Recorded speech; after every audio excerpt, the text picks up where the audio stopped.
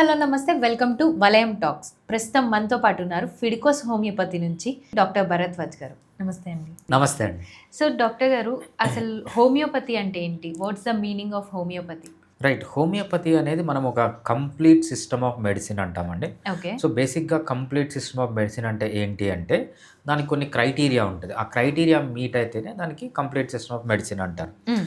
So, first ఏంటంటే, ఎటువంటి డిసీజెస్‌కి treat అవుతుంది. మనం హోమియోపతి అనేది సింపుల్ కోల్డ్, కాఫ్ దగ్గర నుంచి పెద్ద పెద్ద బ్రెయిన్ క్యాన్సర్స్, పెద్ద పెద్ద బ్రెయిన్ ట్యూమర్స్ అంటే కాంప్లెక్స్ డిసీజెస్ వరకు యూజ్ చేయొచ్చనమాట. ఓకే. అది వన్ ఆఫ్ ది క్యారెక్టర్స్ అనమాట హ్మ్. హోమియోపతికి. మనం కంప్లీట్ సిస్టమ్ ఆఫ్ మెడిసిన్ అనడానికి. అదేవిధంగా కామన్ డిసీజెస్, మనకు కోల్డ్ అనేది కామన్ అందరికీ వస్తుంది. అవును. కొన్ని కొన్ని రేర్ డిసీజెస్ ఉంటాయి. హ్మ్. క్రిడ్జ్‌ఫెల్డ్ జాకబ్ డిసీజ్ అని, ఎస్ఎస్‌పి అని, హ్మ్. మేబీ 1,00,00,000 మందిలో ఒకరికొస్తదనమాట. హ్మ్. అటువంటి డిసీజ్ కూడా మనము హోమియోపతిలో ట్రీట్ చేయొచ్చు. అందుకు ఓకే. అదొక క్రైటీరియా, మనము కంప్లీట్ సిస్టమ్ ఆఫ్ మెడిసిన్ అంటామనమాట. ఓకే. అదే కాకుండా ఏ ఏజ్ గ్రూప్, ఈవెన్ పిల్లలు పుట్టక ముందు నుంచి పిల్లలు పుట్టాలంటే హోమియోపతి హ్మ్. యూజ్ చేయొచ్చు. హ్మ్. కన్సెప్షన్ అయిన తర్వాత పిల్లలు కడుపులో పెరగాలి, ప్రాబ్లమ్ లేకుండా అంటే హోమియోపతి యూజ్ చేయొచ్చు. డెలివరీ టైంలో హోమియోపతి యూజ్ చేయొచ్చు. పిల్లలు పుట్టిన వెంటనే తల్లి, పిల్లలు హోమియోపతి యూజ్ చేయొచ్చు. చైల్డ్‌హుడ్‌లో యూజ్ చేయొచ్చు. అడాలసెంట్ అంటే సెకండరీ సెక్షువల్ క్యారెక్టర్స్ డెవలప్ అయినప్పుడు యూజ్ చేయొచ్చు. అడల్ట్‌గా యూజ్ చేయొచ్చు. అదేవిధంగా ఓల్డ్ ఏజ్ అంటే అన్ని స్టేజెస్ ఆఫ్ లైఫ్‌లో యూజ్ చేయొచ్చు. ఇది కూడా ఒక క్రైటీరియా అనమాట. హ్మ్. నెక్స్ట్ ఏంటంటే ఆడవాళ్ళు, మగవాళ్ళు, థర్డ్ జెండర్ ముగ్గురు కూడా అంటే థర్డ్ జెండర్ కూడా హోమియోపతి యూజ్ చేయొచ్చు. So, okay. ఇన్ని క్రైటీరియా ఉంది కాబట్టి దీన్ని కంప్లీట్ సిస్టమ్ ఆఫ్ మెడిసిన్ అంటాం. ఇంకో ఇంపార్టెంట్ థింగ్ చాలామందికి తెలియని విషయం హ్మ్. ఏంటంటే, హోమియోపతిని ఎందుకు కంప్లీట్ సిస్టమ్ ఆఫ్ మెడిసిన్ అంటామంటే, సర్జరికల్ డిసీజెస్, మెడికల్ డిసీజెస్ కూడా ట్రీట్ చేస్తాం. For example hmm. Kidney stones, అది సర్జరీ తప్ప వేరే ఆప్షన్ లేదు. అవును. బట్ హోమియోపతిలో ఆ సర్జికల్ డిసీజ్‌ని సర్జరీ లేకుండా చేస్తామనమాట. ఓకే. ఇంకోటేంటంటే పీసీఓడీస్‌కి సర్జరీనే ఆప్షన్. ఆప్షన్. బట్ హోమియోపతిలో పీసీఓడీస్‌కి సర్జరీ లేకుండా ట్రీట్ చేయొచ్చు. హ్మ్. అదేవిధంగా గాల్ బ్లాడర్ స్టోన్స్ గానీ, ఇంకేవన్నా మోస్ట్ హెర్నియాస్ గూడా. హ్మ్. హెర్నియాస్ అంటే కంప్లీట్‌గా క్యూర్ చేయలేం. వాటిని పాలియేట్ చేసుకోవచ్చనమాట. ఓకే. సో, సర్జికల్ డిసీజెస్‌ని, మెడికల్ డిసీజెస్‌ని రెండిటిని హ్యాండిల్ చేయొచ్చు కాబట్టి, మనం ఇన్ని క్రైటీరియా ఉంది కాబట్టి దానికి separate system of medicine. Ayurveda ఉంది, మనకి యునాని ఉంది, సిద్ధ ఉంది, అలోపతి ఉంది. అలానే హోమియోపతి అనేది కూడా ఒక separate system separate of medicine system of కింద మెడిసిన్. మనం ఇండియన్ ఆయుష్ అనమాట. ఓకే. ఆయుర్వేద, యునాని, సిద్ధ, హోమియోపతి అని ఆయుష్ డిపార్ట్మెంట్ ఆఫ్ మినిస్ట్రీ ఉంది కదా! హ్మ్. దాని కింద మనకు రికగ్నైజేషన్ ఉంటుంది. అయితే డాక్టర్ గారు, ఈ హోమియోపతిలో అడ్వాంటేజెస్ ఏంటంటారు? రైట్. హోమియోపతిలో 2 ఇంపార్టెంట్ పాయింట్స్ గుర్తుపెట్టుకోవాలండి. హ్మ్. అందుకే హోమియోపతి అనేది మనకు వేరే సిస్టమ్ ఆఫ్ మెడిసిన్స్‌తో చేలిస్తే చాలా అడ్వాన్స్డ్‌గా ఉంటుంది. హ్మ్. ఫస్ట్ ఏంటంటే, మనం డిసీజెస్‌ని మోస్ట్ ఆఫ్ అన్ని డిసీజెస్‌ని క్యూర్ చేయలేం. మోస్ట్ ఆఫ్ ది డిసీజెస్‌ని కంప్లీట్‌గా క్యూర్ చేసుకోవచ్చు. క్యూర్ మీనింగ్ ఏంటంటే, మీకు డిసీజ్ రాకముందు ఎలా స్టేజ్ ఉందో, ఆ స్టేజ్‌కి తీసుకెళ్ళడాన్ని క్యూర్ అంటామనమాట. That is possible in homeopathy. Okay. Complete cure. అదేవిధంగా ప్రివెన్షన్ అంటే డిసీజెస్ రాకుండా, హ్మ్. అసలు రాకుండా ప్రివెంట్ చేసుకోవచ్చు. వచ్చినవి కంప్లీట్ క్యూర్ అయిన తర్వాత మళ్ళీ మళ్ళీ రాకుండా ప్రివెంట్ చేసుకోవచ్చు. ప్రివెన్షన్ కూడా హోమియోపతిలో పాసిబుల్ అనమాట. ఓకే. ఇవన్నీ ఎలా పాసిబుల్ అంటే వితౌట్ సింగిల్ సైడ్ ఎఫెక్ట్.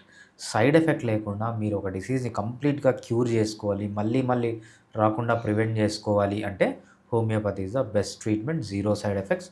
దాంతో పాటు ఇంకేముంటాయంటే చాలా క్విక్‌గా కూడా హోమియోపతిలో మనం డిసీజెస్ క్యూర్ చేయొచ్చు. ఆయుర్వేద, యునాని, సిద్ధ, అలోపతి వీటన్నిటికంటే చాలా ఎఫెక్టివ్‌గా పనిచేస్తుంది. సో, మెయిన్‌గా 2 రీజన్స్. ఒకటి కంప్లీట్‌గా క్యూర్ కావాలన్నా, హ్మ్. మళ్ళీ మళ్ళీ రాకుండా ప్రివెంట్ చేసుకోవాలన్నా, అదేవిధంగా ఒక్క సైడ్ ఎఫెక్ట్ కూడా లేకుండా ట్రీట్మెంట్ తీసుకోవాలి అంటే homeopathy is the best treatment. Okay. ఇన్ని సిస్టమ్ ఆఫ్ మెడిసిన్స్ హ్మ్. ఉన్నాయి కదండీ! హ్మ్. ఇందులో హోమియోపతిని హ్మ్. చూస్ చేసుకోవాలి హ్మ్. ఎలా అనంటారు? రైట్. అంటే ఫర్ సపోజ్ ఇప్పుడు హ్మ్. ఏదైనా దెబ్బ తాకిందనుకుందాం, హ్మ్. బ్లీడింగ్ అవుతుంది. సో హ్మ్. అండ్ హ్మ్. సో హాస్పిటల్‌కే ఎళ్తాం మనము. హ్మ్. సో దీనికి కూడా హోమియోపతిలోనే క్యూర్ చేసే ఛాన్సెస్ ఏమైనా యాహ్! ఉన్నాయా? బేసిక్‌గా మనము డిసీజెస్‌ని బ్రాడ్‌గా 2గా కేటగరైజ్ చేశారు. ఓకే. ఒకటి క్రానిక్ డిసీజ్ అంటాం. ఒకటి హ్మ్. అక్యూట్ డిసీజ్ అంటాం. క్రానిక్ డిసీజెస్ అంటే చాలా రోజులు ఉండే disease. For example BP, sugar, thyroid ఇవన్నీ క్రానిక్ అంటే చాలా రోజులుండే. దీనికి మొత్తం హోమియోపతి వాడొచ్చు. So, okay. ఇటువంటి డిసీజెస్‌కి వాడొచ్చు. నెక్స్ట్ మన అక్యూట్ డిసీజెస్ అంటాం. అక్యూట్ డిసీజెస్ అంటే ఏదన్నా డిసీజ్ సడెన్‌గా వస్తుంది. వితిన్ 1 వీక్‌లో పేషెంట్ ఎయిదర్ చనిపోతారు, లేకపోతే రికవర్ అవుతారు. For example okay. Covid is the best example. హ్మ్. దాన్ని అక్యూట్ డిసీజ్ అంటాం. హ్మ్. కోవిడ్ వచ్చిన వెంటనే పేషెంట్ వితిన్ 1 వీక్‌లో రికవర్ అవుతారు. లేదంటే చనిపోతారనమాట. ఓకే. ఈ అక్యూట్ డిసీజెస్‌లో 2 రకాలు ఉంటాయి. Acute emergencies, acute non emergencies. Acute non emergencies అంటే ఫీవర్ వచ్చింది, కడుపు నొప్పి వచ్చింది, సడన్‌గా వస్తుంది. వస్తుంది. దానికి హోమియోపతి వాడొచ్చు. లేకపోతే బాగా ఫీవర్ వచ్చింది, హోమియోపతి వాడొచ్చు. లేకపోతే యూరినరీ ఇన్ఫెక్షన్ వచ్చింది, సడన్‌గా వచ్చింది, యూరిన్ పోసే ప్లేస్‌లో అంతా మంటగా ఉంది, హోమియోపతి వాడొచ్చు. ఇవన్నీ అక్యూట్ నాన్ ఎమర్జెన్సీస్ అంటామనమాట. కొన్ని అక్యూట్ ఎమర్జెన్సీస్ అంటాం. ఫర్ ఎగ్జాంపుల్ హార్ట్ అటాక్ వచ్చింది, అక్యూట్‌గా వచ్చింది, బట్ ఎమర్జెన్సీ. అటువంటి అక్యూట్ ఎమర్జెన్సీకి తప్పితే మిగిలిన అన్ని డిసీజెస్‌కి హోమియోపతి వాడచ్చు. అక్యూట్ ఎమర్జెన్సీస్‌లో కూడా వాడచ్చు. బట్ ఏంటంటే సెకండరీ లైన్ ఆఫ్ ట్రీట్మెంట్‌గా వాడాలి. ప్రైమరీ ట్రీట్మెంట్‌గా కాకుండా. ఈవెన్ మన కోవిడ్ గవర్నమెంట్ ఏం చెప్పిందంటే homeopathy should not be used as primary line of treatment. Secondary line of treatment అంటే వేరే మెడిసిన్స్‌తో పాటు ఇవి వాడాలి. అలోపతి మెడిసిన్స్‌తో పాటు ఇవి వాడాలి తప్పితే ఇదొక్కటే అలా వాడకూడదు. ఇలాంటి కొన్ని డిసీజెస్ అక్యూట్ ఎమర్జెన్సీస్‌కి తప్ప హోమియోపతి అన్నిటికీ వాడచ్చు. బట్ అక్యూట్ ఎమర్జెన్సీస్‌కి హోమియోపతి పనిచేయదా అంటే అది చాలా రాంగ్, పనిచేస్తుంది.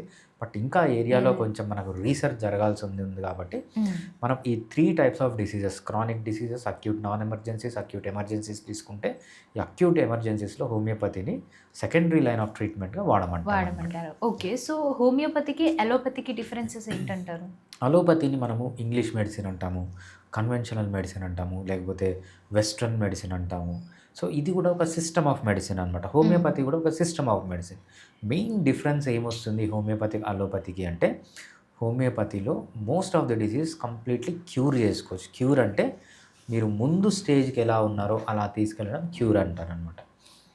హోమియోపతిలో మనం మెడిసిన్స్ ద్వారా డిసీజెస్ రాకుండా ప్రివెంట్ చేసుకోవచ్చు. Cure, prevention. ఇంకో ఇంపార్టెంట్ మెయిన్ క్యారెక్టరిస్టిక్ డిఫరెన్స్ అలోపతికి, హోమియోపతికి ఏంటంటే హోమియోపతిలో మందుల్లో 0 సైడ్ ఎఫెక్ట్స్. మేబీ ఒక 500 కేసెస్ లేకపోతే 1000 కేసెస్లో ఒక్క సైడ్ ఎఫెక్ట్ రావచ్చు. ఆ సైడ్ ఎఫెక్ట్ కూడా చాలా చిన్నగా ఉంటుంది, చాలా ట్రాన్సియంట్గా ఉంటుంది. మెడిసిన్ చేంజ్ చేసినా లేకపోతే మెడిసిన్ డోస్ చేంజ్ చేసినా, ఒక 2 రోజులు మానేసినా కంప్లీట్గా ఆ సైడ్ ఎఫెక్ట్ అనేది తగ్గిపోతుంది. మేబీ ఇది వచ్చేది కూడా సైడ్ ఎఫెక్ట్ 500 మందిలో ఒకరికి రావచ్చు, 1000 మందిలో ఒకరికి రావచ్చు అనమాట. ట్రాన్సియంట్గా ఉంటుంది. పర్మనెంట్గా హోమియోపతి మెడిసిన్స్ పైన డిపెండ్ కావడం కానీ, లేకపోతే అది లేకుండా ఉండలేకపోవడం కానీ, దానివల్ల సైడ్ ఎఫెక్ట్స్ రావు. కిడ్నీలు, లివరు, హార్ట్ ఇటువంటి బ్రెయిన్ ఇటువంటి దెబ్బతినకుండా సో 0 సైడ్ ఎఫెక్ట్స్తో ఉండడం అనేది హోమియోపతి యొక్క స్పెషాలిటీ అలోపతితో పోలిస్తే. ఓకే. సో డాక్టర్ గారు, ఇప్పుడు ప్రెజెంట్ ఉన్న జనరేషన్లో ఎక్కువ ఫేస్ చేస్తుంది ఒబేసిటీ. రైట్. అసలు ఒబేసిటీ రావడం వల్ల ఎలాంటి కాంప్లికేషన్స్ వస్తున్నాయి? దాన్ని ఎలా తగ్గించుకోవాలి? అసలు అలా జరగకుండా ఉండడానికి ఏం చేయాలంటారు? సో మొన్న నేను అబిట్స్లో వెళ్తున్నానండి. అబిట్స్లో వెళ్తుంటే అక్కడ ఒక పెద్ద బిల్డింగ్ కనపడింది. ఆ బేస్ అనేది బిల్డింగ్కి చాలా కొత్త బిల్డింగ్ కడుతున్నారు. 40 floors 50 floors. Maybe that will become iconic for Hyderabad ఫ్యూచర్లో. ఆ బేస్ ఉంటుందన్నమాట. మనం ఒక్కొక్క ఫ్లోర్ని ఒక ఫ్లోర్ని మీరు హార్ట్ అటాక్ అనుకోండి, ఒక ఫ్లోర్ని హైపర్ టెన్షన్ బీపీ అనుకోండి, ఒకటి థైరాయిడ్ అనుకోండి, ఒకటి డయాబెటీస్ అనుకోండి, మళ్ళీ ఇంకో ఫ్లోర్ని మీరు విమెన్లో వచ్చే పీసీఓడి అనుకోండి, ఇంకో ఫ్లోర్ని మీరు ఎండోమెట్రియోసిస్ అనుకోండి, అడినోమయోసిస్ ఒక ఫ్లోర్ అనుకోండి, బల్క్ యూట్రస్ అనుకోండి. సో మనం లైఫ్ స్టైల్ వల్ల వచ్చే డిజార్డర్స్ అన్నీ ఒక్కొక్క ఫ్లోర్ అనుకుంటే దాని బేసే ఒబేసిటీ. ఈ ఒబేసిటీ అనే ఈ బేస్ పైనే ఈ లైఫ్ స్టైల్ డిజార్డర్స్ అన్నీ బిల్డ్ అయింటాయి. సో ఈ ఒబేసిటీ కన్నా లేకపోతే ఈ డిసీజెస్ ఏ లేవన్నమాట. సో అందుకే కానీ ఎవరినే కానీ ఒబేసిటీని కోసం ఎవరిని ఎంకరేజ్ అయ్యి, ఫర్ ఎగ్జాంపుల్ మొన్న ఒక గురువు గారిని ఎవరినో చూస్తున్నా, మనము కడుపు మార్చుకొని 100 సంవత్సరాలు బతకాలన్నా అన్నీ తిని 40 ఏళ్లలో పోతే మంచిది కదా అని ఎవరో చెప్తున్నారు అన్నమాట. సో అట్లా ఉండకూడదు, అట్లాంటి తప్పుడు స్టేట్మెంట్లు ఇవ్వకూడదు. So obesity is the mother of all diseases. మనం ఒబేసిటీని కనుక కంట్రోల్ చేసుకుంటే మీకు లైఫ్ స్టైల్లో వచ్చే డిజార్డర్స్ అసలు రానే రావు. కొన్ని వచ్చిన తర్వాత కూడా ఒబేసిటీ కనుక తగ్గించుకుంటే ఈ డిసీజెస్ అన్నీ మాయమైపోతాయి. So obesity is the mother of all diseases అంటాం అనమాట. ఓకే. సో ఈ ఒబేసిటీ రాకుండా ఉంచుకోవడానికి ఎలాంటి లైఫ్ స్టైల్, ఎలాంటి ఫుడ్ స్టైల్ మార్చుకుంటే మంచిదంటారు? రైట్. మన జీవితంలో 5 ఉంటాయన్నమాట. సో ఫస్ట్ది డైట్, సెకండ్ది స్లీప్, థర్డ్ది ఎక్సర్సైజ్, ఫోర్త్ది లైఫ్లో స్ట్రెస్ లేకుండా ఉండడం, ఫిఫ్త్ది ఏంటంటే అలవాట్లు లేకుండా ఉండడం, ఆల్కహాల్, స్మోకింగ్. మనం ఒబేసిటీకి 100 మార్కులు ఇస్తే డైట్కు 90 మార్క్స్ ఇస్తామన్నమాట. మిగిలిన నిద్ర, ఎక్సర్సైజ్, లైఫ్‌లో స్ట్రెస్ లేకుండా ఉండడం, ఆల్కహాల్, స్మోకింగ్ ఇవన్నీ 10% 10%. Contribution. But 90% of the contribution for obesity is diet. Diet. డైట్‌లో ఏం చేస్తున్నామంటే మెయిన్‌గా ఒకటే ఒక తప్పు చేస్తున్నాం. హ్మ్. అదేంటంటే ఎక్కువ కార్బోహైడ్రేట్ తీసుకోవడం. హ్మ్. కార్బోహైడ్రేట్ ఎప్పుడైతే ఎక్కువ తీసుకుంటారో అది ఫ్యాట్‌గా మారి ఒబేసిటీగా కన్వర్ట్ అయ్యి ఎయిదర్ మీ స్కిన్ కింద సబ్‌కుటేనియస్ ఫ్యాట్ గానీ, బెల్లీలో అబ్డామినల్ ఫ్యాట్ గానీ డిపాజిట్ అవుతుందన్నమాట. So, carbohydrate is the reason for obesity. కళ్ళు మూసుకొని చెప్పాలి. హ్మ్. 90% ఒబేసిటీ రావడానికి కార్బోహైడ్రేటే. కాకపోతే మనమంతా కార్బోహైడ్రేట్సే కదా ఎక్కువ తిని అలవాటైంది. సో, అది తగ్గించుకోవడం అనేది కొంచెం డిఫికల్ట్ కదా! సో, ఏది రీప్లేస్ చేయొచ్చంటారు దానికి తగ్గ? కార్బోహైడ్రేట్‌కి రీప్లేస్‌మెంట్ అంటూ లేదండి. హ్మ్. కార్బోహైడ్రేట్ స్టాప్ చేయడమే హ్మ్. బ్యాడ్ హెల్త్ నుంచి మంచి హెల్త్ కావడానికి రీప్లేస్‌మెంట్. ఓకే. మీరు చెప్పింది కరెక్టే. హ్మ్. సో, మనం ఒక టిపికల్ మనిషిని ఇప్పుడు ఈ కాలంలో ఉన్న మనిషిని తీసుకుంటే పొద్దున తింటున్నాడు, మధ్యాహ్నం తింటున్నాడు, సాయంత్రం తింటున్నాడు, రాత్రి తింటున్నాడు, మిడ్‌నైట్ బిర్యానీలు తింటున్నాడు, 4 AM biryani. Early morning biryani రోజుకి 6 పూటలు తింటున్నాడు. అవును. 6 పూటలేనా మధ్య మధ్యలో టీలు, కాఫీలు, బిస్కెట్‌లు, కూల్ అవును. డ్రింక్‌లు ఐస్ క్రీమ్‌లు, పొద్దంతా పిజ్జాలు, తినడం. బర్గర్‌లు. ఇంత పాతకాలంలో అనేవాళ్ళు రేపు పొద్దునంతా తింటావు కదరా అని. ఇప్పుడు అట్లా కాదు. 24 అవర్స్ తింటున్నారు అందరూ. హ్మ్. సో, ఇది తినేదంతా ఏంటి? మొత్తం కార్బోహైడ్రేటే. హ్మ్. కార్బోహైడ్రేట్ తప్ప వేరేది ఏం లేదు. ఇంత హ్మ్. కార్బోహైడ్రేట్ తింటున్నారు కాబట్టి మన బాడీ దాన్నంతా ఫ్యాట్ కింద మార్చుకుంటుంది. సో, డాక్టర్ గారు ఈ రోజుల్లో మనం తీసుకునే ఫుడ్ ప్రకారంగా చాలా డైజెస్టివ్ ప్రాబ్లమ్స్ వస్తున్నాయి. సో, దానికి ఎలాంటి జాగ్రత్తలు తీసుకోవాలంటారు? ఇది కామన్ అండి. మనము సిటీలో టిపికల్‌గా బతికే వాళ్ళని అంటే హ్మ్. టిపికల్ సిటీ లైఫ్ గానీ, ఒక ఈవెన్ విలేజెస్‌లో గూడా ఇప్పుడు ఎట్లా తయారైందంటే హ్మ్. డైజెస్టివ్ సిస్టమ్ ప్రాబ్లమ్స్ అనేది కామన్. హ్మ్. నేను మొన్ననే ఒక ఇంట్రెస్టింగ్ వ్యక్తిని చూసాననమాట. హ్మ్. ఆయన పెద్ద సోషల్ ఇన్‌ఫ్లుయెన్సర్. మెడికల్ నాలెడ్జ్ ఏమీ లేదు. లేదు. పెద్ద సోషల్ ఇన్‌ఫ్లుయెన్సర్ ఆయన. సో, ఆయన హెల్త్ గురించి ఒక 2, 3 టాపిక్స్ ఏవో చెప్పాడు ఇంటర్నెట్‌లో. అవి కొంచెం మంచి వైరల్ అయింది. ఇదొచ్చిందనమాట. ఆయన నెక్స్ట్ వెల్‌నెస్ సెంటర్ పెట్టేసాడింక. ఆహ్! ఆ వెల్‌నెస్ సెంటర్‌లో ఆయన చెప్పేది ఏంటి అంటే, ఆయన ఎక్కడ నేర్చుకున్నాడో తెలియదు గానీ, మీకొచ్చే అన్ని ప్రాబ్లమ్స్‌కి మీ డైజెస్టివ్ సిస్టమే కారణము. హ్మ్. సో, మీ గట్ హెల్త్ బాగుంటే అన్నీ బాగుంటాయి. సో, మా దగ్గర ఏంటంటే అది ఆయన బేసిక్ ప్రిన్సిపల్ అనమాట. హ్మ్. మీరు హార్ట్ అటాక్ అన్నా పోండి. నేను హార్ట్ అటాక్ క్లియర్ చేస్తాను. దాంతో పాటు గట్ హెల్త్‌కి ట్రీట్ చేస్తాను. హ్మ్. మీ గట్ హెల్త్ ట్రీట్ చేస్తే మీ హార్ట్ అటాక్ పోతుంది. లేకపోతే గాల్ బ్లాడర్ స్టోన్స్ ఉన్నాయనుకోండి. మీ గట్ హెల్త్ గనక ట్రీట్ చేస్తే మీ గాల్ బ్లాడర్ స్టోన్స్ పోతాయి. నేను గాల్ బ్లాడర్‌కి గట్ హెల్త్. ఏ డిసీజ్‌తో మీరు ఆయన దగ్గరికి పోయినా ప్లస్ గట్ గట్ హెల్త్ అని హెల్త్‌ని చెప్తాడనమాట. ఓకే. సో, ఆయనకి ఎక్కడి నుంచి వచ్చిందో ఆ థాట్ గాని, సో, ఎందుకు ఆయన అలా తయారయ్యాడంటే ఇప్పుడున్న ఆల్మోస్ట్ ఆళ్ళందరికీ హ్మ్. డైజెస్టివ్ ప్రాబ్లమ్స్ అనేవి ఉన్నాయన్నమాట. హ్మ్. ఎందుకు డైజెస్టివ్ ప్రాబ్లమ్స్ ఉన్నాయంటే, మనం అబ్యూజ్ చేసే అన్ని సిస్టమ్ మనకు రెస్పిరేటరీ సిస్టమ్ ఉంటుంది, నర్వస్ సిస్టమ్ ఉంటుంది. అన్ని సిస్టమ్‌లో ఎక్కువ అబ్యూజ్ చేస్తున్న సిస్టమ్ డైజెస్టివ్ సిస్టమ్. హ్మ్. ఏం చేస్తున్నాం మనం అంటే, అసలు దానికి రెస్ట్ ఇయ్యట్లేదు. హ్మ్. 24 అవర్స్ తింటున్నాం. సో, మనం మామూలుగా ఎలా తినాలి? మనం అడవుల్లో ఉండేటప్పుడు ఎలా తినేవాళ్ళమంటే, మనము రాత్రి నిద్రపోయి పొద్దున 8కో, 9కో లేసేవాళ్ళం.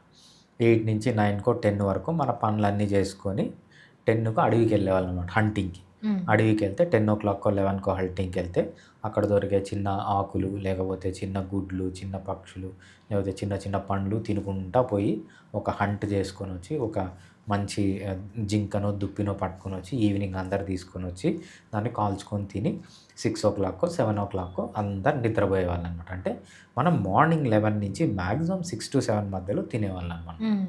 అది కూడా తినేదేంటి మంచి ఆర్గానిక్ ఫుడ్, హెల్తీ ఫుడ్ తినేవాళ్ళం. ఇప్పుడేం చేస్తున్నాం?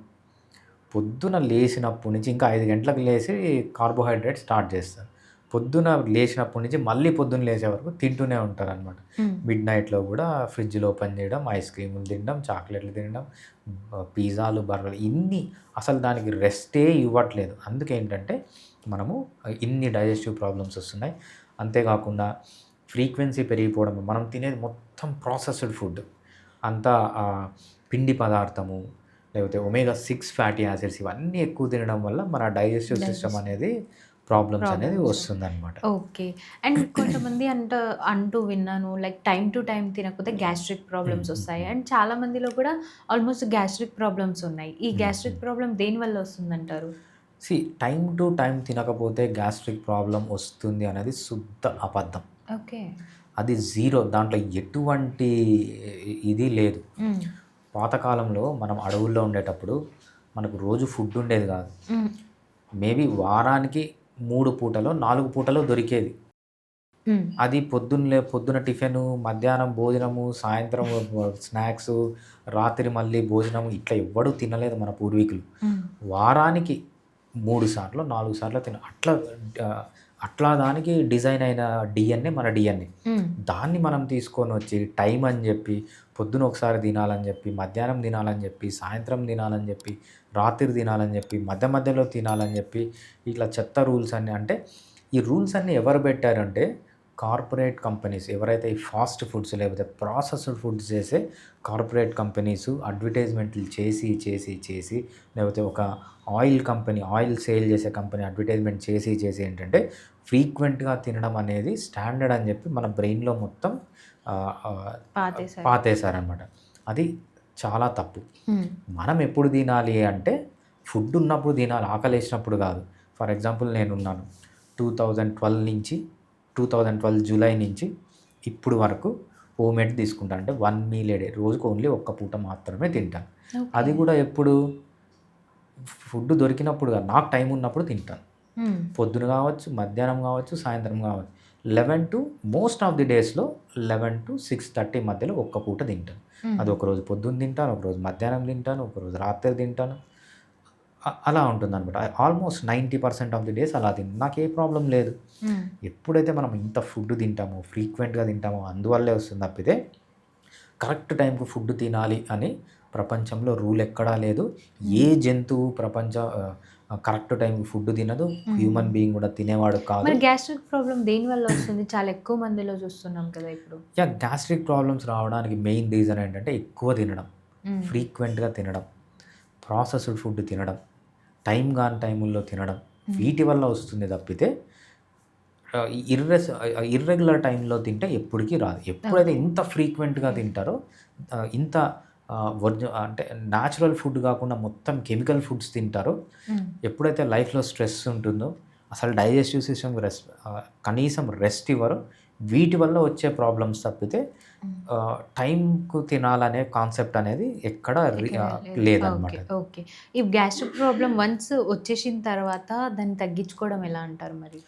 గ్యాస్ట్రిక్ ప్రాబ్లమ్ వచ్చిన తర్వాత మన లైఫ్ స్టైల్‌లో డెఫినెట్‌గా చేంజెస్ తీసుకొని రావాలి. హ్మ్. నేను ఇందాక చెప్పినట్టు 11:00 నుంచి 6:00 లోపల తినడం అనేది మంచిది.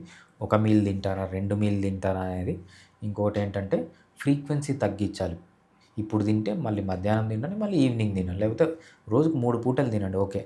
2 పూటలు తింటే మంచిది. ఒక పూట తింటే ఇంకా మంచిది. ఒక పూట కన్నా తినగలిగితే. ఎంత అంటే ఒక మీల్ టు మీల్ ఎంత డ్యూరేషన్ ఉండాలంటారు? ఎంత వీలుంటే అంత మంచిది. So, okay. There is no మనకి ఏది ఈ విధంగా 4 నాలుగు. గంటలుండాలి, 6 హ్మ్. గంటలుండాలని రూల్ ఎక్కడా లేదు. రైట్? మీరు ఈరోజు తింటారు. హ్మ్. రేపు మళ్ళీ అదే టైంకి తినండి. ఓకే. ఏం ప్రాబ్లమ్ లేదు. హ్మ్. సో, ఈ టైంలో తినాలి, ఇప్పుడే తినాలి అనేది రూల్స్ అన్నీ రూల్ ఏం లేవు. ఏమి లేదు. అది మనకు తెలియకుండా మనము ఈ కార్పొరేట్ కంపెనీలు మనకు అలవాటు చేసింది తప్పితే హ్మ్. దాంట్లో ఎటువంటి నిజం అంటూ లేదనమాట. లేదు. ఓకే. సో, ఆస్తమా విషయానికొస్తే హ్మ్. ఈ ఆస్తమా ప్రాబ్లమ్ దేనివల్ల వస్తుందంటారు? ఆస్తమా అనేది మనం దాన్ని అలర్జిక్ డిజార్డర్ అంటామనమాట. హ్మ్. సో, నార్మల్‌గా ప్రతి మనిషికి ఇమ్యూన్ సిస్టమ్ ఉంటుంది. హ్మ్. ఇమ్యూన్ సిస్టమ్ అంటే మనకేదైనా డిసీజ్ వస్తే, ఆ డిసీజ్‌తో మన ఇమ్యూన్ సిస్టమ్ ఫైట్ చేసి ఆ డిసీజ్‌ని చంపేస్తుందనమాట. ఓకే. ఇమ్యూన్ సిస్టమ్ ఎలా ఉండాలి అంటే ఎక్కువ పని చేయకూడదు. హ్మ్. తక్కువ పని చేయకూడదు. ఆప్టిమల్‌గా ఉండాలనమాట. ఇమ్యూన్ సిస్టమ్ తక్కువ పని చేసిందనుకోండి ఇన్ఫెక్షన్స్ వస్తాయి. ఓకే. అంటే లేనిపోని మైక్రో ఆర్గానిజమ్స్ అన్నీ మన బాడీలోకి ఎంటర్ అయ్యి అవి దాన్ని ఫైట్ ఫైట్ చేయడానికి చేయాలి. శక్తి ఉండదు కాబట్టి ఇన్ఫెక్షన్స్ అనేవి వస్తాయి. హ్మ్. ఒకవేళ ఇమ్యూనిటీ ఎక్కువైపోయిందనుకోండి చిన్న చిన్న వాటికి కూడా ఓవర్‌గా రియాక్ట్ అవుతుంది ఇమ్యూనిటీ. దాన్ని అలర్జీ అంటారనమాట. ఓకే. మనకెప్పుడు ఇమ్యూనిటీ అనేది ఆప్టిమల్‌గా ఉండాలి. హ్మ్. ఈ ఆస్తమా అంటే ఏంటంటే మన ఇమ్యూన్ సిస్టమ్ కావాల్సిన దానికంటే ఎక్కువ పని చేయడం. ఎక్కడ ఓకే. ఎక్కువ పని చేయడం అంటే మన లంగ్స్ లోపల. లంగ్స్‌లో. లైక్ మనకి ఇక్కడ ట్రేకియా అని ఉంటుందన్నమాట. మనకి ఇక్కడ పైప్ ఉంటుంది ట్రాకియా. చూసారా? దాన్ని ట్రేకియా అంటారు. అది చెస్ట్‌లోకెళ్ళిన తర్వాత ప్రైమరీ ప్రైమరీ. బ్రాంకైగా విడిపోతుంది. దాని నుంచి సెకండరీ బ్రాంకై, దాని నుంచి టెర్షరీ టెర్ష్ బ్రాంకై. అట్లా తర్వాత బ్రాంక్యూల్స్ అని ఒక చెట్టు ఎలా ఉంటుందో అలా కొమ్మల్లాగా ఉంటుందంట. ఎందుకంటే ఆక్సిజన్ తీసుకొని వదలడానికి. ఎప్పుడైతే మనకు పడని వస్తువు మేబీ గాలి పీల్చుకున్నా, లేకపోతే లిక్విడ్ రూపంలో తీసుకున్నా, లేకపోతే ఫుడ్ రూపంలో తీసుకున్నా, లేకపోతే గాలి నుంచి వచ్చి మన చేతి పైన టచ్ అయినా, మన ఇమ్యూన్ సిస్టమ్ రియాక్ట్ అవుతుందనమాట. ఎప్పుడైతే మన ఇమ్యూన్ సిస్టమ్ రియాక్ట్ అవుతుందో, ఏదైతే ఈ పైప్ ఉందో ఆ పైప్ మూసుకొని పోతుంది. అంటే కాంట్రాక్ట్ అయిపోతుంది. అంటే ఇంత స్పేస్ ఉన్నది తక్కువ స్పేస్ అయిపోతుంది. అంతేకాకుండా మన పైపులన్నీ డ్రై కాకుండా లోపల ఒక చిన్న లేయర్ ఉంటుంది. మ్యూకస్ మెమ్బ్రేన్, కొంచెం జిగురు లాంటి పదార్థం ఉంటుందండి. ఈ ఇమ్యూన్ సిస్టమ్ ఎప్పుడైతే ఈ అలర్జీ వస్తుందో ఈ మ్యూకస్ కూడా పెరిగిపోతుంది. ఓకే. పైపు చిన్నగా అయిపోవడం, మ్యూకస్ ఎక్కువ పెరగడం వల్ల ఏంటంటే గాలి పోయి వచ్చే స్పేస్ అనేది చాలా తగ్గిపోతుంది. అప్పుడు మనకు గాలి పీల్చుకోవాలని అంటే గ్యాస్ప్ చేసుకోవాలనిపిస్తుంది. సో దాన్నే మనము ఆస్తమా అంటారు. ఓకే. సో హార్ట్ అటాక్స్ చాలా అంటే లైక్ చాలా ఎక్కువ వస్తున్నాయి చిన్న వాళ్ళల్లో కూడా. రీసెంట్స్గా మనం చాలా మందిలో చూసాము. ఈ హార్ట్ అటాక్కి, హార్ట్ స్ట్రోక్కి, మైల్డ్ స్ట్రోక్కి డిఫరెన్సెస్ ఏంటి? ఇవి ఎందుకు ఇంతలా వస్తున్నాయి మనకి? మామూలుగా ప్రతి ఒక్క మనిషి తన జీవిత ఎండ్లో హార్ట్ అటాక్తోనే చనిపోవాలన్నమాట. సో మనము పాతకాలంలో విని ఉంటాం. మా తాతయ్యకి 101 ఇయర్స్ లేకపోతే 110 ఇయర్స్ ఆయన పడుకొని నిద్రలో చనిపోయాడు. నిద్రలో హార్ట్ అటాక్ వచ్చి చనిపోతారనమాట. సో ప్రతి ఒక్క మనిషి తన లైఫ్ ఎండ్లో హార్ట్ అటాక్తోనే చనిపోతారు. అది న్యాచురల్ డెత్ అంటాం అనమాట. ఎప్పుడు 100 ఇయర్స్ తర్వాత. కానీ ఇప్పుడు ఏమవుతుంది, ఈవెన్ నా ఫ్రెండే, నా క్లాస్మేట్ 10th క్లాస్ వరకు కలిసి చదువుకున్నాము. తర్వాత నేను మెడికల్ ఫీల్డ్కి వచ్చాను, వాడు ఇంజనీరింగ్కి వెళ్ళాడు. ఇంజనీరింగ్ స్టార్ట్ అయ్యి first month of the job వచ్చింది అని చెప్పి ఇంటికి వచ్చాడు, హార్ట్ అటాక్తో చనిపోయాడు.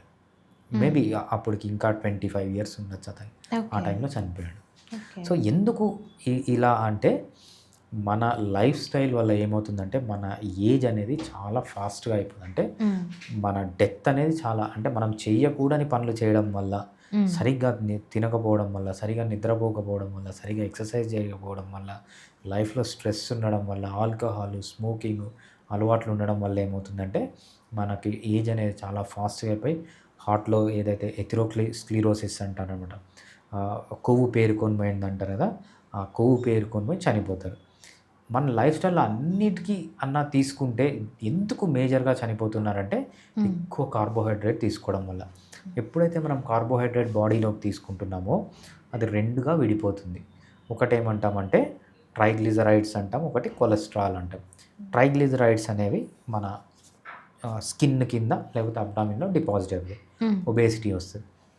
ఏదైతే కొలెస్ట్రాల్గా కన్వర్ట్ అయిందో అది ఎక్కువ కొలెస్ట్రాల్గా కన్వర్ట్ కావడం వల్ల ఏంటంటే హార్ట్లో బ్లాక్స్ రావడం, బ్రెయిన్లో బ్లాక్స్ రావడం, ఈవెన్ సెక్షువల్ ఆర్గాన్స్లో బ్లాక్స్ రావడం, ఇవన్నీ కామన్గా జరుగుతుంది అనమాట. హార్ట్ అటాక్కి మనం మెయిన్ రీజన్ ఏది అని మనం తీసుకుంటే నెంబర్ 1 రీజన్ వచ్చి టూ మచ్ కార్బోహైడ్రేట్ తీసుకోవడమే హార్ట్ అటాక్కి reason. Okay. Once heart attack వచ్చిన తర్వాత హోమియోపతిలో దీనికి ట్రీట్మెంట్ ఎలా ఉంటుంది? హార్ట్ అటాక్ని మనం అక్యూట్ ఎమర్జెన్సీ అంటాం అనమాట. ఎవరికి హార్ట్ అటాక్ వచ్చినా హోమియోపతి అనే నేను, కొంతమంది హోమియోపతి డాక్టర్స్ ఉన్నారు, వాళ్ళు హార్ట్ అటాక్ని కూడా ట్రీట్ చేశారు. బట్ నా వరకు ఏంటంటే హార్ట్ అటాక్ వస్తే హోమియోపతిని సెకండరీ లైన్ ఆఫ్ ట్రీట్మెంట్గా వాడమంటారు. ఫర్ ఎగ్జాంపుల్ మీకు హార్ట్ అటాక్ వచ్చింది, అంబులెన్స్ రావాలి, ఆ టైంలో హోమియోపతి వాడండి. లేకపోతే మీరు రెగ్యులర్ అలోపతి మెడిసిన్ తీసుకుంటున్నారు, దాంతోపాటు హోమియోపతి వాడండి తప్పితే. చాలామంది కొంతమంది మూర్ఖులు పేషెంట్స్ వస్తారనమాట, వాళ్ళకి చెస్ట్ పెయిన్ అన్నీ వస్తుంటాయి, క్లాసికల్ సైన్స్ ఉంటాయి. సార్ ఇమ్మీడియట్గా ఒక ఎమర్జెన్సీకి వెళ్ళండి అంటే, సార్ నేను అవన్నీ నమ్మను, నేను హోమియోపతి నేను నమ్ముతానని కొంతమంది చెప్తూ ఉంటారు. అలా చేయకూడదు. సో ప్రతి ఒక్క సిస్టమ్ ఆఫ్ మెడిసిన్కి అడ్వాంటేజ్ ఉంది, డిసడ్వాంటేజ్ ఉంది. సో అక్యూట్ ఎమర్జెన్సీస్లో allopathy is the best treatment. Homeopathy కూడా మంచిదే, చాలా బాగా పనిచేస్తుంది. బట్ ఆ ఏరియాలో మనకి ఇంకా కొంచెం రీసెర్చ్ జరగాల్సింది. కాబట్టి హార్ట్ అటాక్స్లో హోమియోపతిని ఎప్పుడు సెకండరీ లైన్ ఆఫ్ ట్రీట్మెంట్గా వాడాలి తప్పితే ప్రైమరీ లైన్ ఆఫ్ ట్రీట్మెంట్గా వాడకూడదు. బట్ ఒక్కసారి హార్ట్ అటాక్ వచ్చింది, మొత్తం క్లియర్ అయిపోయింది, నార్మల్గా ఉన్నాడు, ఫర్దర్గా మనం హార్ట్ అటాక్స్ రాకుండా కొలెస్ట్రాల్ తగ్గించుకోవడం, లైఫ్ స్టైల్లో చేంజెస్, ఆ టైంలో డెఫినెట్గా హోమియోపతి మెడిసిన్స్ వాడచ్చు. ఇంకోటి హార్ట్ అటాక్ వచ్చిన తర్వాత హార్ట్ మజిల్ అనేది చనిపోతుంది అనమాట, సరిగా పనిచేయదు. అటువంటి దానిలో కూడా హోమియోపతి చాలా బాగా పనిచేస్తుంది తప్పితే. బట్ అక్యూట్ ఎమర్జెన్సీ కండిషన్లో మాత్రం హోమియోపతి సెకండరీ లైన్ ఆఫ్ ట్రీట్మెంట్గానే వాడాలి. ఓకే. సో ఈ రోజుల్లో డయాబెటీస్ కూడా చాలామంది ఎక్కువలో వస్తుంది. ఈ డయాబెటీస్ వన్స్ వస్తే ఇర్రివర్సబుల్ అంటారు, కాకపోతే హోమియోపతిలో ఇది రివర్సబులా? అలోపతిలో వీళ్ళు ఏం చెప్తారంటే డయాబెటీస్ ఇర్రివర్సబుల్ అంటారు. హ్మ్. బట్ ఏదన్నా ఒక డిసీజ్ ఉంది ప్రపంచంలో ఈజీగా రివర్స్ అవుతుంది, అసలు మందులే అవసరం లేకుండా రివర్స్ చేయొచ్చు అంటే డయాబెటీస్, బీపీ. హ్మ్. ఈ 2 డిసీజెస్ మీరు మందులే వాడకుండా ఈవెన్ అలోపతి మందులొద్దు, హోమియోపతి మందులొద్దు. హ్మ్. జస్ట్ మీ లైఫ్ స్టైల్ గన చేంజ్ చేసుకుంటే ఈ 2 డిసీజెస్ రివర్స్ అవుతాయి. ఓకే. ఈ 2 డిసీజెస్ వచ్చేదే మన లైఫ్ లైఫ్ స్టైల్. స్టైల్ వల్ల. ఓకే. ఎక్కువ ఏంటంటే ఎక్కువ కార్బోహైడ్రేట్ తీసుకోవడం వల్ల, నిద్ర సరిగా లేకపోవడం వల్ల, ఎక్సర్సైజ్ లేకపోవడం వల్ల, లైఫ్‌లో స్ట్రెస్ ఎక్కువ ఉండడం వల్ల, లేకపోతే ఆల్కహాల్, స్మోకింగ్ ఉండడం వల్ల. మెయిన్ 90% ఆఫ్ ది రీజన్ వచ్చి డయట్. హ్మ్. డైట్‌ని చేంజ్ చేసుకొని, లైట్ ఎక్సర్సైజ్ చేసుకొని, కొంచెం లైఫ్‌లో స్ట్రెస్ తగ్గించుకుంటే ఎటువంటి వాడికైనా టైప్ 2 డయాబెటీస్ గురించి టైప్ 1 కాదు. టైప్ 2 డయాబెటీస్ అనేది కంప్లీట్‌గా రివర్స్ అయిపోవడానికి రివర్సబుల్. చాలా ఛాన్స్ ఉంది. ఓకే. బట్ డెఫినెట్‌గా హోమియోపతిలో ఈ టైంలో అలోపతి కంటే హ్మ్. హోమియోపతి మెడిసిన్స్ చాలా బాగా పనిచేస్తాయి. మీ ఇన్సులిన్ రెసిస్టెన్స్‌ని తగ్గియడానికి గానీ, హ్మ్. మీకు ఆ కార్బోహైడ్రేట్ క్రేవింగ్స్‌ని తగ్గియడానికి గానీ, హ్మ్. సో ఇంకేమన్నా మెటబాలిక్ ప్రాబ్లమ్, థైరాయిడ్ ప్రాబ్లమ్స్ ఏవన్నా ఉన్నా గూడా హోమియోపతి వాడుతూ మీ లైఫ్ స్టైల్‌లో చేంజెస్ చేసుకుంటే హ్మ్. డెఫినెట్‌గా 100లో 99.99 మంది డయాబెటిక్స్‌ని రివర్స్ చేసుకోవచ్చు. హ్మ్. మందులు లేకుండానే. లేకుండా. ఓకే. సో, థైరాయిడ్ అన్నారు గదా! థైరాయిడ్ ఎందుకు వస్తుంది? వచ్చిన తర్వాత దాన్ని ఎలా కాపాడుకోవాలి? అంటే లైక్ ఎలా తగ్గించుకోవాలంటారు? థైరాయిడ్ మనం తీసుకుంటే ముందు ఎక్కువ థైరాయిడ్ ఉండేది కాదు. నాకొక పేషెంట్ వస్తారు. హ్మ్. ఆమెకి ఆహ్, వాళ్ళ కూతురు కూడా హోమియోపతి డాక్టరే. ఓకే. సో, మా క్లినిక్‌లోనే జాబ్ చేసిందనమాట కొన్ని రోజులు. సో, వాళ్ళ మదరు అరౌండ్ 55 ఇయర్స్ ఉంటాయన్నమాట. తనకు థైరాయిడ్ ఉంది. తనకు థైరాయిడ్ ఎప్పుడొచ్చిందంటే వాళ్ళ మదర్‌కి ఆమె 20 ఇయర్స్ అంటే ఆల్మోస్ట్ 35 ఇయర్స్ ముందు ఆమెకు హ్మ్. థైరాయిడ్ వచ్చింది. ఇప్పుడు చూడండి, ఇప్పుడు ఎవరినన్నా 20 ఇయర్స్ వాళ్ళని అడగండి ఆల్మోస్ట్ చాలా మందికి థైరాయిడ్ ఉంది. హ్మ్. అవును. ఆ కాలంలో 30 ఇయర్స్ ముందు థైరాయిడ్ వచ్చింది అని కనుక్కోవడానికే సంవత్సరం రోజులు పట్టిందంట. హ్మ్. ఎందుకంటే ఆ కాలంలో అసలు థైరాయిడ్ ఉంటుంది అని కూడా ఎవరికీ తెలియదు. మేబీ 1,00,00,000 మందిలో ఒకరికి ఉండేదంట ఒకరికి అప్పట్లో ఉండేదంట. థైరాయిడ్. ఆ! రైట్? హ్మ్. కానీ ఇప్పుడెలా తయారైంది? మెయిన్ రీజన్ ఏంటి అంటే లైఫ్ స్టైల్. హ్మ్. సరిగ్గా తినకపోవడం, సరిగ్గా నిద్రపోకపోవడం, ఎక్సర్సైజ్ చేయకపోవడం, హ్మ్. చెత్త ఫుడ్ తినడం, లైఫ్‌లో స్ట్రెస్ పెట్టుకోవడం, ఆల్కహాల్, స్మోకింగ్ చేయడం వల్లనే థైరాయిడ్ వస్తుంది అనేది హ్మ్. మనకు ప్రూవ్ ప్రూవ్ అయింది. అయింది. హోమియోపతిలో చాలా మంచి ట్రీట్మెంట్ ఉంటుంది థైరాయిడ్. హ్మ్. సో, హోమియోపతి, అలోపతి డిఫరెన్స్ ఏందంటే థైరాయిడ్ ట్రీట్మెంట్‌లో ఫర్ ఎగ్జాంపుల్ నాకొక కేస్ వచ్చిందనమాట. హ్మ్. మా క్లినిక్ పక్కనే ఒక పెద్ద నర్సింగ్ హోమ్ ఉంది. ఆ నర్సింగ్ హోమ్‌లో ఒక నర్స్ ఉంటుందనమాట. ఆమెకి 19 ఇయర్స్ అంతే. హ్మ్. జస్ట్ వీళ్ళు ల్యాబ్ ఫ్రీ కదా వాళ్ళకి. వాళ్ళ ఆహ్, ఆహ్, హాస్పిటల్‌లోనే ల్యాబ్ ఉంది. ఈమె ఏదో టైమ్ పాస్‌కి ఆమె బ్లడ్ ఇచ్చి థైరాయిడ్ టెస్ట్ చేపిస్తే థైరాయిడ్ బయటపడింది ఆమెకి. అయ్యో! 19 ఇయర్స్‌కి. ఓకే. ఆమె ఏం చేసిందంటే చెక్ చేసింది. నేను పక్కనే ఉంటాం కాబట్టి పరిచయం. థైరాయిడ్ కేసెస్ ట్రీట్మెంట్ చేస్తున్నా వెంటనే వచ్చింది. 3 మంత్స్ మెడిసిన్ వాడింది. థైరాయిడ్ తగ్గిపోయింది. ఓకే. సో, థైరాయిడ్‌కి హోమియోపతి ట్రీట్మెంట్‌కి, అలోపతి ట్రీట్మెంట్ డిఫరెన్స్ ఏంటంటే, మనకు థైరాయిడ్ అనే ఒక గ్లాండ్ గ్లాండ్. ఉంటుందనమాట. హ్మ్. అది ఎక్కడుంటుందంటే, మన యాడమ్స్ యాపిల్ ఇక్కడ ఉంటుంది కదా! హ్మ్. దాని చుట్టూ ఒక బటర్‌ఫ్లై షేప్‌లో ఒక ఓకే. గ్లాండ్ హ్మ్. ఉంటుందనమాట. ఆ గ్లాండ్‌లో కొన్ని సెల్స్ ఉంటాయి. దాన్నేమంటామంటే థైరోసైట్స్ అంటాం. హ్మ్. ఈ థైరోసైట్స్ ఏం చేస్తాయంటే 2 రకాల హార్మోన్స్ రిలీజ్ చేస్తాయి. టీ3, టీ4. ఈ టీ3, టీ4 అనే హార్మోన్స్ మన బ్లడ్‌లోకి ఈ గ్లాండ్ రిలీజ్ చేసినప్పుడు, ఆ హార్మోన్స్ అనేవి చాలా ఇంపార్టెంట్ అనమాట. ఏదన్నా ఒక మనిషి లైఫ్‌లో పుట్టక ముందు నుంచి చనిపోయేంత వరకు ఏదన్నా ఇంపార్టెంట్ హార్మోన్ ఉందంటే థైరాయిడ్ అనమాట. అంత ఇంపార్టెంట్ థైరాయిడ్. హ్మ్. థైరాయిడ్‌లో ఏం జరుగుతుందంటే, మన ఇమ్యూన్ సిస్టమ్ ఈ థైరాయిడ్ గ్లాండ్‌ని ఒక ఫారిన్ బాడీ లాగా ఐడెంటిఫై చేసి చంపడం మొదలుపెడుతది. ఎప్పుడైతే చనిపోతుందో ఈ టీ3, టీ4 అనే హార్మోన్స్ పడిపోతాయి. హ్మ్. ఫర్ ఎగ్జాంపుల్ ఒక పేషెంట్ థైరాయిడ్ ఉంది. అలోపతి డాక్టర్ దగ్గరికెళ్లారు. ఫర్ ఎగ్జాంపుల్ 50% గ్లాండ్ చనిపోయింది. 50% గ్లాండ్ బతుకుంది అనుకోండి అలోపతి హ్మ్. దగ్గరికెళ్తే. హ్మ్. వాళ్ళేం చేస్తారంటే టీ3, టీ4 హార్మోన్స్ తగ్గిపోయినాయి కదా! బయట నుంచి టీ3, టీ4 ఇస్తారు. ఓకే. కొన్ని రోజుల తర్వాత ఏమవుతుంది థైరాయిడ్ గ్లాండ్ ఏమనుకుంటుంది, నాకు బయట నుంచి ఇస్తున్నారు కదా! నేను పని చేయడం ఎందుకని 40% బతుకుతుంది. తర్వాత హ్మ్. 30% బతుకుతుంది. తర్వాత 20% బతుకుతుంది. తర్వాత 10%. తర్వాత కంప్లీట్‌గా చనిపోయి వీళ్ళు బయట నుంచి ఇచ్చే మెడిసిన్‌కి అలవాటు పడిపోతారు. ఓకే. బట్ హోమియోపతి ఏం చేస్తుందంటే ఎగ్జాక్ట్ ఆపోజిట్ చేస్తుంది. ఫర్ ఎగ్జాంపుల్ హోమియోపతికి ఒక పేషెంట్ థైరాయిడ్ కోసం వచ్చారు. 50% బతుకుంది. మనం బయట నుంచి టీ3, టీ4 హార్మోన్స్ ఇవ్వం. మనం ఏం చేస్తామంటే ఈ థైరాయిడ్ గ్లాండ్ 50% ఏదైతే బతుకుందో దాన్ని 60% బతికేటట్లు చేస్తాం. 70%, 80% over a period of time కంప్లీట్‌గా తన థైరాయిడ్ ముందెలా ఉందో అలా చేసి మెడిసిన్ పైన డిపెండెన్సీనే తీయడం అనేది హోమియోపతి. హోమియోపతిలో ఓకే. థైరాయిడ్‌కి చాలా సక్సెస్ రేట్ ఉంటుంది. హ్మ్. నేను ఇంతవరకు hundreds of thyroid cases treatment చేశాను. మేబీ 98-99% సక్సెస్ రేట్ అని చెప్పొచ్చు ఓకే. అనమాట. సో, థైరాయిడ్ వచ్చిన తర్వాత అసలు నాకు థైరాయిడ్ ఉందని ఎలా గుర్తించాలి? ఆ సింప్టమ్స్ ఎలా ఉంటాయంటారు? థైరాయిడ్ ప్రాబ్లమ్స్ 2 రకాలు ఉంటాయండి. ఒకటి హైపోథైరాయిడ్ అంటాం. ఒకటి హైపర్ థైరాయిడ్ అంటాం. హ్మ్. ఎప్పుడైతే T3, T4 కావాల్సిన దానికంటే పెరిగిందనుకోండి హ్మ్. దాన్ని హైపర్ థైరాయిడ్ అంటాం. ఓకే. ఎప్పుడైతే T3, T4 తగ్గిందనుకోండి దాన్ని హైపోథైరాయిడ్ అంటాం. ఈ hyper thyroid symptoms, hypothyroid symptoms exact opposite ఉంటాయి. హైపర్ థైరాయిడ్‌లో ఏమవుతుందంటే ఈమాసేషన్ అంటే బక్కగా అయిపోతారు. హ్మ్. హైపోథైరాయిడ్‌లో లావు పెరుగుతారు. లావైపోతుంటాం. హైపర్ థైరాయిడ్‌లో యాంగ్జైటీ ఉంటుంది. హ్మ్. హైపోథైరాయిడ్‌లో వీక్‌నెస్ ఉంటుంది. డల్‌గా అయిపోతారనమాట. హైపర్ థైరాయిడ్‌లో మనం డైజెస్టివ్ సిస్టమ్‌కొస్తే ఎక్కువ లూజ్ మోషన్స్ అవుతూ ఉంటాయి. హైపోథైరాయిడ్‌లో కాన్‌స్టిపేషన్ ఉంటుంది. హైపర్ థైరాయిడ్‌లో ఏంటంటే యాంగ్జైటీ ఎక్కువ రెస్పిరేటరీ రేట్ పెరిగిపోతుంది. అంటే పర్ మినిట్ గాలి పీల్చుకోవడం వదలడం అనేది పెరిగిపోతుంది. హ్మ్. హైపోథైరాయిడ్‌లో పర్ మినిట్ గాలి పీల్చుకోవడం వదలడం అనేది తగ్గిపోతుందనమాట. హ్మ్. హైపోథైరాయిడ్‌లో స్కిన్ అంతా పల్చగా అయిపోయి ఓకే. దాంట్లో లస్ట్ అనేది పోతుంది. హైపోథైరాయిడ్‌లో ఏమవుతుందంటే స్కిన్ వాచిపోతుంది. అంటే దాంట్లో ఉన్న వేస్ట్ మెటీరియల్ అంతా బయటికి పోకుండా అక్కడ అక్యుములేట్ అయిపోయి అలా ఉండిపోతుందనమాట. సో, హైపర్ థైరాయిడ్‌లో ఎనర్జీ ఎక్కువైపోతుంది. ఇక్కడ వీక్‌నెస్ ఉంటుంది. వీక్‌నెస్. ఈ సింప్టమ్స్‌ని బట్టి మనం హైపర్ థైరాయిడా, హైపోథైరాయిడా అని కనుక్కోవచ్చనమాట. ఓకే. సో, కొంతమందికి మైగ్రేన్ ఎక్కువగా అటాక్ అయితుంటుంది. మైగ్రేన్ వచ్చినప్పుడు లిటరల్లీ వాళ్ళు అలా ఉండలేరు. ఆ పెయిన్ ఏది తట్టుకోలేరు. కొంచెం సౌండ్‌ని కూడా బేర్ చేయలేరు. హ్మ్. అసలు ఈ మైగ్రేన్ అనేది దేనివల్ల అటాక్ అవుతుందంటారు? యాహ్! బాడీలో ఏ పార్ట్ తీసుకున్నా హ్మ్. దానికి మనం మంచి బ్లడ్ సప్లై చేయాలి. రైట్? హ్మ్. ఆక్సిజన్ ఉండాలి, కార్బోహైడ్రేట్స్ ఉండాలి, ఫ్యాట్స్ ఉండాలి, మినరల్స్ ఉండాలి, విటమిన్స్ ఉండాలి. అంటే మంచి బ్లడ్‌ని ఒక పార్ట్‌కి సప్లై చేయాలి. హ్మ్. ఒక పార్ట్‌కి బ్లడ్ ఎళ్ళిన తర్వాత ఆ పార్ట్‌లో ఆ బ్లడ్‌లో ఉన్న న్యూట్రియంట్స్ అన్నీ ఆ పార్ట్ యూజ్ చేసుకొని వేస్ట్ మెటీరియల్స్ రిలీజ్ చేస్తది. ఆ వేస్ట్ మెటీరియల్స్‌ని ఆ పార్ట్ నుంచి మనం తెప్పించేసి మళ్ళీ హార్ట్‌కి పంపించి దాన్ని ప్యూరిఫై చేయాలి. దాన్నేమంటామంటే ఒక పార్ట్‌కి మంచి బ్లడ్‌ని సప్లై చేసేదాన్ని ఆర్టరీస్ అంటాం. హ్మ్.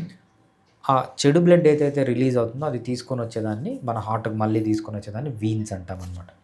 బ్రెయిన్‌లో గూడా ఆర్టరీస్, వీన్స్ అనేవి ఉంటాయి. బ్రెయిన్‌లో ఆర్టరీస్ ఉంటాయి.